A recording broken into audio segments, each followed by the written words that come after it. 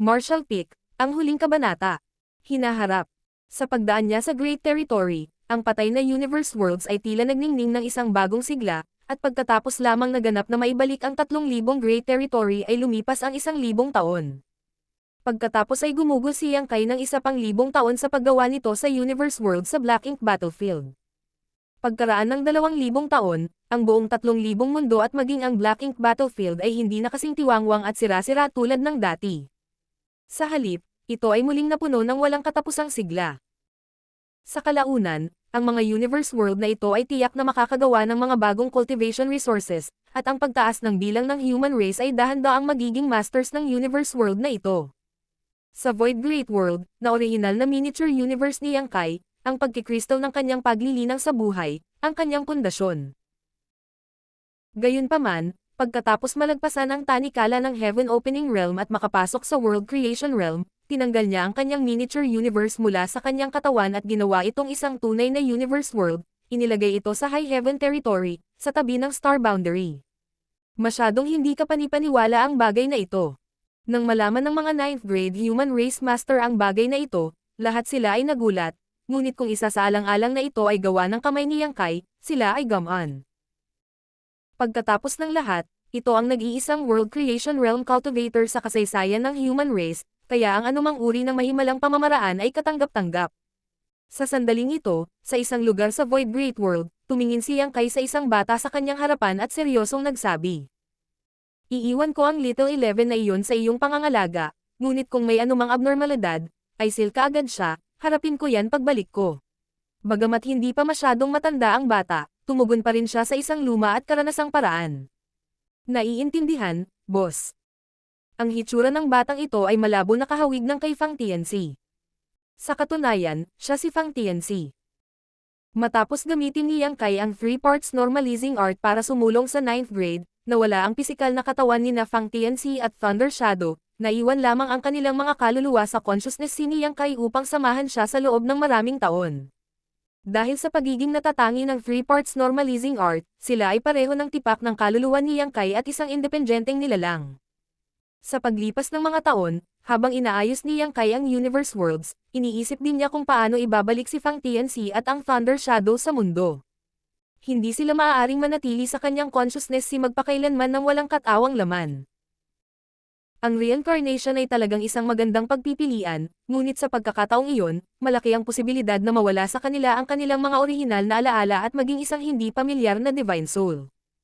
Kung tutusin, hindi ito katulad noong ginamit niya ang kanyang secret technique para mag-iwan ng maraming seal kapag hinahati ang kanyang Divine Soul, na tinitiyak na ang kanyang nahati na Divine Soul ay madyay gising sa tamang oras.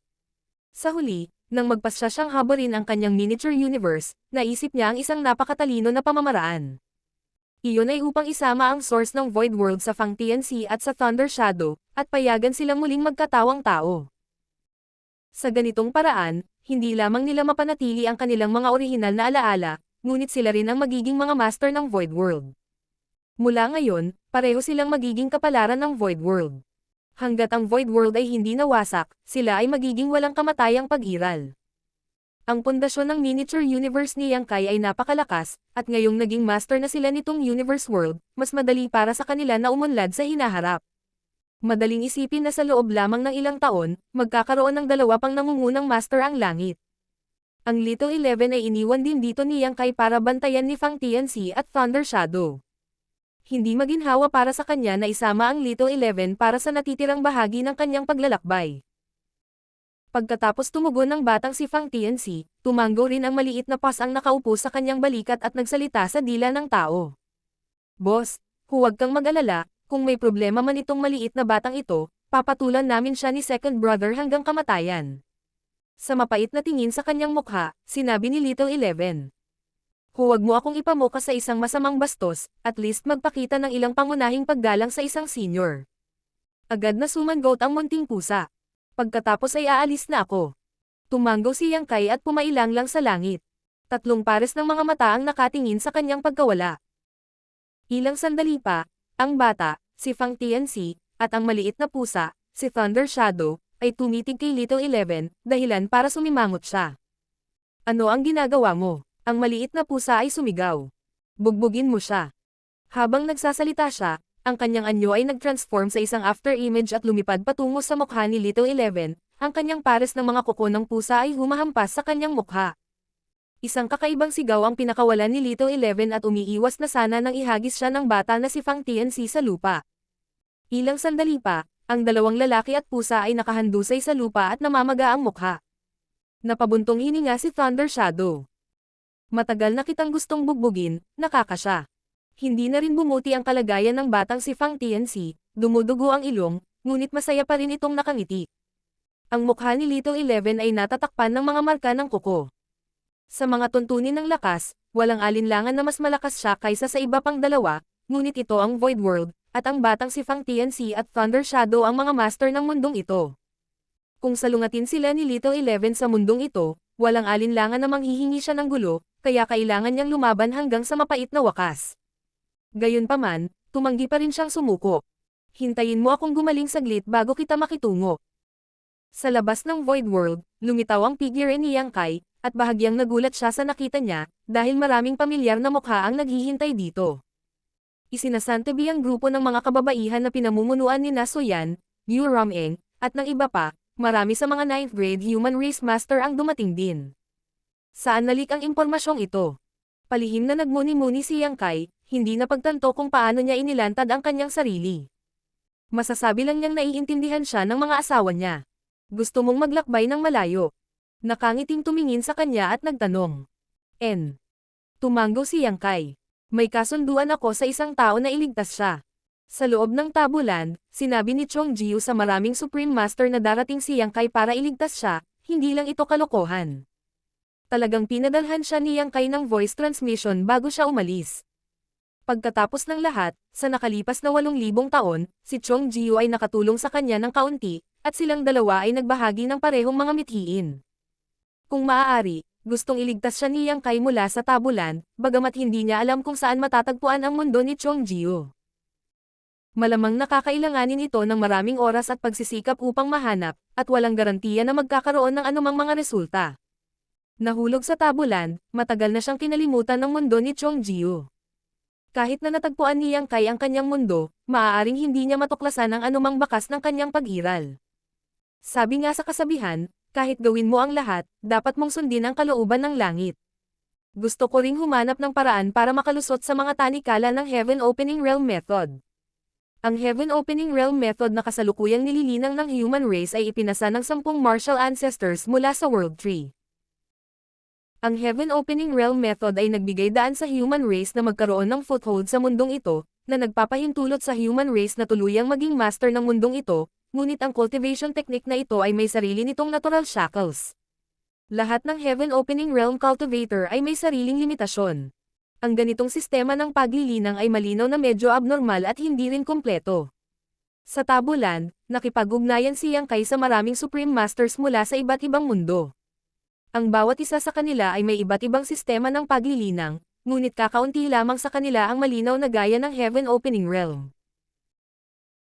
Ang bato mula sa isang bundok ay maaaring gamitin sa pag-atake sa Jade, kaya ang layunin ni Yang Kai sa paggalugad sa bagong mundo ay una upang mahanap ang mga bakas ng Chong Jiu, at pangalawa, upang pag-aralan ang mga sistema ng paglilinang ng ibang mga mundo at tingnan kung magagamit niya ang mga ito upang pagbutihin ang Heaven Opening Realm Method. Ngayong ang human race ay umuunlad at hindi mabilang na universe worlds ang nabuhay muli, kahit na ang orihinal na tahimik na Black Ink Battlefield ay nanambalik ang sigla nito at hindi na kailangang mag-alala tungkol sa cultivation resources, naramdaman ni Yang Kai na oras na para magplano para sa hinaharap. Sa walang katapusang kawalan, mayroong higit pa sa mundong ginagalawan niya. Bagamat narating na niya ngayon ang World Creation Realm, walang nakakaalam kung may mga buhay pang mas malakas kaysa sa kanya sa hindi kilalang mundong ito. Kung isang araw ang isang dalubhasa mula sa ibang mundo ay dumating upang sumalakay, ang kanilang panig ay magkakaroon ng sapat na lakas upang protektahan ang kanilang sarili. Ito rin ay isang paraan ng paghahanda. Kung mahahanap mo ito, maaari ba kaming makarating sa World Creation Realm? Tanong ni Xiang Shan. Marahil hindi. Umiling si Yang Kai. Naranasan na niyang makapasok sa World Creation Realm, kaya alam niya ang paraan para makalusot. Ito ay hindi isang bagay na maaaring makamit sa pamamagitan ng paglutas ng mga tanikala ng Heaven Opening Realm Method, ngunit sa halip sa pamamagitan ng pagkuha ng ilang mga pagkakataon at mapagkukunan. Ang perpektong sitwasyon ay upang payagan ang kasalukuyang human race na makapasok sa Heaven Opening Realm stage nang hindi naaapektuhan ng mga likas na tanikala. Sa orihinal, isang cultivator na nakaabot sa Heaven Opening Realm sa pamamagitan ng Heaven Opening Realm Method, kung naabot nila ang 3rd grade sa simula, ang kanilang innate shackles ay nasa 5th grade, ngunit kung makakahanap ng solusyon si Yang Kai, itong 3rd grade cultivator ay magiging kayang abutin ang higit sa 5th grade sa hinaharap, na nagpapahintulot sa kanya na linangin hanggang sa limitasyon na maaabot ng kanilang kakayahan.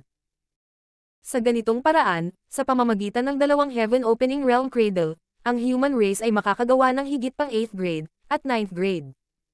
Kung gusto ng 9th grade master na makapasok sa World Creation Realm, kailangan nilang pag-aralan ang 3,000 Great Daos.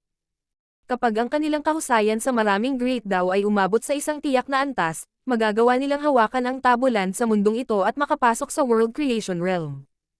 Tinahak na niyang Kai ang landas na ito, kaya kung tatahakin muli ng 9th grade master ang landas na ito sa hinaharap, mas madali ito kaysa noong una siyang nagsimula.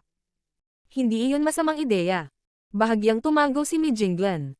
Kung gayon, hiling ko sa iyo ang lahat, ngunit hindi kami makakatulong sa bagay na ito, kaya maaari mo lamang na umasa sa iyong sarili.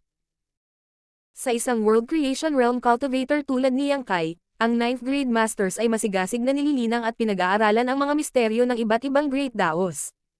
Higit pa rito, sa kasalukuyang cultivation ni Yang Kai, hindi na nila kailangang samahan siya. Tumango si Yang Kai bago tumingin sa kanyang mga asawa. Ngumuso si Yu Rameng. Maaari mong kalimutan ang tungkol sa pag-iwan sa amin sa oras na ito. Bagamat walang sinabi ang ibang mga babae, sapat na ang determinadong ekspresyon nila para ipaliwanag ang lahat. Ngumiti si Yang Kai. Kung gayon, sabay na tayo. Agad na naghiyawan ang grupo ng mga kababaihan, wala ni isa sa kanila ang umasa na papayag si Yang Kai ng ganoon kadali. Halatang tuwang-tuwa sila habang nagkukumpulan ang isang malaking grupo ng mga tao. Old Tree. Biglang tumawag si Yang Kai sa kawalan. Magsimula tayo. Bilang tugon sa kanyang tawag, biglang lumitaw ang multo ng World Tree sa larangan ng paningin ng lahat. Ang matayog na higanting puno ay hindi na walang buhay tulad ng dati, ngunit sa halip, natatakpan ito ng sigla. Hindi lamang iyon, ngunit ang World Tree ay napuno din ng hindi mabilang na mga World Fruit. Noon, hiniram ni Yang Kai ang kapangyarihan ng World Tree mula sa dulo ng mundo upang bumalik sa Great Cosmological Realm, na naging sanhi ng pagkonsumo ng Old Tree ng sobrang lakas at nakatulog ng mahimbing. Hanggang sa bumalik si Yang Kai pagkatapos maabot ang World Creation Realm at nagsimulang gamitin ang kanyang Space-Time River para ayusin ang Universe World sa iba't ibang Great Territory, dahan-daang nagising ang Old Tree. Ang World Tree ay malapit na nauugnay sa Universe Worlds ng mundong ito. Nang sakupin ng Black Ink Clan ang langit, ang World Tree ay nabalot ng itim na enerhiya sa loob ng maraming taon, na naging dahilan upang magmukha itong sobrang Sir Asira. Habang ang Universe World ay isa-isang namatay, ang mga prutas na nakasabit sa puno ay nagsimulang matuyo at mahulog, at ang Old Tree ay tumanda. Kailangang malaman na ang mga World Fruit na ito ay ang tunay na embodiments ng iba't ibang magagandang Universe World sa World Tree.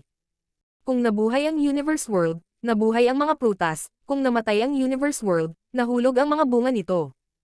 Naayos ni Yang Kai ang hindi mabilang na Universe World sa nakalipas na 2,000 taon, at maging ang 3,000 Universe World na naiwan nimo sa kanyang Space-Time River ay inilagay ni Yang Kai sa iba't ibang Great Territory. Hindi ito ang katapusan nito.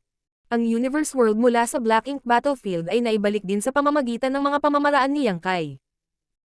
Sa lahat ng mga salik na ito, ang sigla ng Old Tree ay tumaas ng husto, at ang bilang ng mga prutas na nakasabit sa kanyang katawan ay higit sa doble. Noong nakaraan, imposible para sa Old Tree na ipakita ang kanyang figure sa labas ng Great Cosmological Realm, ngunit ngayon, madali na niyang magawa. Sa makapal na punong ito, ang hitsura ng Old Tree ay hindi na tila sinauna, ngunit sa halip ay tila mas bata. Masasabing mula nang simulan ni Yang Kai ang pag-aayos ng Universe Worlds, naging mas komportable ang mga araw ng Old Tree. Masayang ngumiti ang Old Tree kay Yang Kai at iniunat ang isang sanga na bumabalot kay Yang Kai at sa mga babae, unti-unting naglalabas ng berdeng ilaw. Nang mawala ang liwanag, nawala si Yang Kai at ang iba pa. Sa Great Cosmological Realm, lumitaw ang figure ni Yang Kai habang dahan-daang binawi ng Old Tree ang mga sanga na ibinalot niya sa kanila at nagpadala ng mahigit 10 panlo ng World Tree clone. Mag-ingat sa daan. Babala ng Old Tree bago itinulak ang kanyang lakas para palabisan si Yang Kai at ang iba pa sa Great Cosmological Realm. Nang muli silang lumitaw, Nasa gilid na sila ng Black Ink Battlefield. Iniligpit ni Yang Kai ang 10 panla. Ang mga bagay na ito ay nauugnay sa kanyang paglalakbay pabalik. Ang paggalugad sa isang bagong mundo ay isang mahaba at mahirap na paglalakbay. Kung wala ang patnubay ng kapangyarihan ng Old Tree, kahit na siya ay isang World Creation Realm Master, malamang na siya ay mawawala sa walang katapusang kawalan. Umaasa sa dati niyang karanasan, inutusan ni Yang Kai ang Old Tree na maghanda ng ilang panla ng maaga. Sa ganitong paraan, kapag pumasok siya sa walang katapusang kawalan, makakahanap siya ng pagkakataong magtanim ng ilang panla sa ilang universe worlds para makipag-ugnayan sa Old Tree. Bukod dito, ang paggawa nito ay maaaring makatulong sa Old Tree na mapataas ang kanyang pundasyon, dahil ang universe world na itinanim gamit ang panla ng World Tree clone ay maa-absorb sa saklaw ng kapangyarihan ng Old Tree. Sa loob ng saklaw na ito, ang lahat ng universe world ay makikita sa katawan ng Old Tree, na bumubuo ng mga world fruits. Madaling isipin na habang patuloy na naggalugad si Yang Kai, tataas ang radius ng World Tree. Marahil pagkatapos niyang makahanap ng bagong mundo, may kokonekta niya ito sa 3,000 mundo. Isang battleship ang ipinatawag at lahat ay nagtipon sa cabin. Asawa, saan tayo dapat pumunta? Tara, dito tayo. Mabuti, pagkatapos mangyaring umupo ng mahigpit. Tama, kung lahat tayo ay naglalakbay sa labas, paano ang mga bata? Ang lolo at lola ang nag-aalaga sa kanila, hindi na kailangang mag-alala. Masayang masaya si tatay at inay ngayon. Sa dinami-dami ng apo at apo na nakaluhod, nakakainggit talaga ang iba, pero tumatanda na ang mga matatanda, maaalagaan ba nila? Nandyan din ang tita at tiyo nila na nag-aalaga sa kanila. Ang hamak na yang Xiao na iyon, ilang beses ko lang siyang nakita sa mga nakaraang taon. Bang! Oy, kung gusto mong magsalita ka na lang. Bakit mo isinara ang pinto? Wala akong pakialam, 2 na ang anak ni Big Brother, ngunit wala ako, gusto ko rin manganak ng isa. Asawa, ang iyong mangkok ng tubig ay papatag na. Hindi ito isang bagay na mapagpasyahan ko, huwag mong punatin ang damit ko, mag-usap tayo. Wakas. Maraming salamat sa ating mga taga-subaybay, tagapakinig, tagapanood, o mga nagbabasa sa nobelang ito. Marshall Peak. Ang inyong lingkod, CTOF TV.